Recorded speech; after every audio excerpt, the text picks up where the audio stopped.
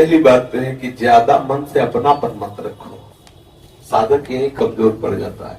इतना मन से मित्रता अपने लोगों ने कर ली है, वो हर्षित तो हम हर्षित, वो दुखी तो हम दुखी, वो सोच रहा मतलब मैं सोच रहा हूँ, वो गलत जा रहा मतलब मैं गलत हूँ, वो अच्छा सोच रहा मतलब मैं अच्छा हूँ। यही तो बंधन है और क्या बंधन।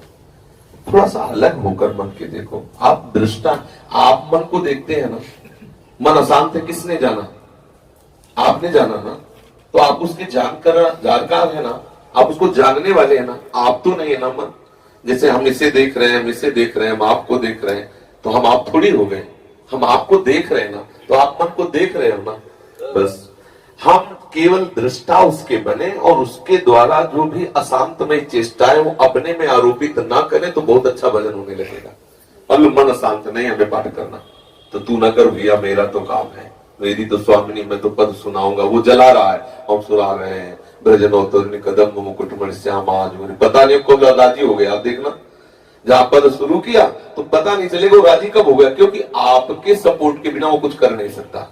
और आप उसको सपोर्ट ना दे, जब वो अशांत हो, जब वो प्रकृति के प्रतिकूल, अपनी भक्ति के प्रतिकूल हो, तो लौट आएगा, आप में मिल जाएगा, आपको अपने अधीन करेगा, वो आपके अनुकूल होने की चेष्टा करेगा। अभी क्या हम इतना तन्मय है कि वो राजी नहीं तो हम राजी नहीं। वो कह रहा भजन करना तो हम कर रहे हैं, वो कह रहा नहीं भजन करना तो चल दिया नहीं करना, वो कह रहा टीवी देखना तो टीवी देखना। ये है बंधन से युक्त पुरुष का ये लक्षण है, और भगवत भक्त का ये लक्षण कि वो तटस्थ रहता है। और मुक्त पुरुष का लक्षण है कि वो मन रखता ही नहीं है, प्रेम अमना हो गया, तो मन का अस्तित्व खत्म हो गया, संकल्प विकल्प करना बंद कर दिया, वो जीवन मुक्त हो गया। मन से ज्यादा अपना संबंध न रखे। समझ पा रहे हो कि नहीं?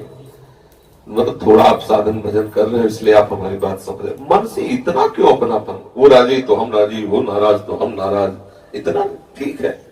अशांत है, तूने कुकर्म किए, नाना प्रकार के दुराचार किए, आज भगवान की शरण में हमें ये समझ आई है, तो करने वाला तो मन ही था ना, तो जलने वाला भी मन होगा। आप आनंदित होगे, जल सारे, तूने तो ये हमें प्रभु से विमुख कराया, अनंत जन्मों से तूने तो भटकाया, अब जल के पवित्र बन। तो आप उस समय विचार, आज हम सवेरे कह रहे थे सब बच्चों से कि भजन के साथ विचार जरूर होना चाहिए। केवल भजन कर रहे हैं और आप विचार नहीं कर रहे, तो भजन करते हुए भी आप गलत जगह खड़े हो जाएंगे जाके। समझ रहे हैं ना हमारी बात? भजन करते हुए हमें विचार युक्त रहना है, विवेकवान रहना है, क्या करना है, क्या नहीं करना, क्या बोलना है, क्या नहीं बोलना, क्या खाना है, क्या नहीं खाना, क्या सोचना है, क्या नहीं सोचना, किस सोच को हम सपोर्ट दें, किस सोच को हम तिरस्कार उदासीन भाव से देखें। ये विचार, भजन सहित विचार। अगर विचार शून्य है तो फिर वो भजन करते हुए भी, अब देखो माला चल रहा है और कहां खड़े क्या देख रहे हैं? दृश्य देखते रहो, माला चल रहा है क्या देख रहे हैं, क्या सोच रहे हैं, लड़ रहे हैं, व्यवहार, तो क्या हुआ? क्या माला तो चल रहा लेकिन विचार नहीं है। तो विचार ना होने के कारण क्रिया तो पवित्र हो रही, लेकिन चिंतन गलत होना प्रारंभ हो जाए, गड़बड़ हो जाएगा। विचारवान साधक वही जो विवेकवान, विचारवान, विचार पूर्वक भजन करो तो आप पवित्र भाव से आगे बढ़ते चले जाएंगे। मन को इतना अपनापन मत दो कि वो आपको जला के प्रभु से विमुख कर दे। समझ रहे ना? थोड़ी दिन अभ्यास कीजिए, जब वो जले तो आप आनंदित रहिए, तूने गलत किया तो, और देखो आनंद आएगा। साधक के अंदर जब ये सब वृत्तियां आती है ना, तो साधना बढ़ने लगती है, अंदर ही अंदर उसका आत्मबल बढ़ने। अरे अभी तक हम समझ रहे थे ये, आज हमें गुरु कृपा से समझ में आया कि ये हमारे शासन में, हम इसके शासन में नहीं, और चराचर जगत को इसने अपने शासन में ले रखा है। जो मन है चराचर जगत को, थोड़ा तो मनोरंजन होना चाहिए। वही माला, वही भागवत, वही ऊब गए भैया थोड़ा। अब ये कौन बोल रहा है? वो मन बोल रहा है, क्योंकि वो फंस गया चक्कर में। बोले थोड़ा, अब जब थोड़ा में गए तो फिर वो पूरा समेट लेगा तुम्हें, है बड़ा चतुर खिलाड़ी। यहां मन ऐसा सोचे कि थोड़ा तो बस समझ लो कि मरने के लिए ये बिल्कुल तैयार होने की स्थिति में, अब उसको घेर लो और बिल्कुल मत दो उसको बाहर निकलने का चांस। धीरे धीरे वो आपको उदासीन करेगा, आपको जलाएगा, लगेगा कि यार जीवन बेकार है, ऐसा अनुभव कराएगा। अंतिम दशा तक मरते मरते मारने की चेष्टा करता है, ध्यान रखना। ये बहुत विचित्र देवता है, बहुत, जिसने मन को अधीन कर लिया वो हो गया। तो संत की परिभाषा क्या है? मन मारे तन बस में किना, हुआ भरम सब दूर, बाहर से कचरी खतनाई, अंदर चमके नूर।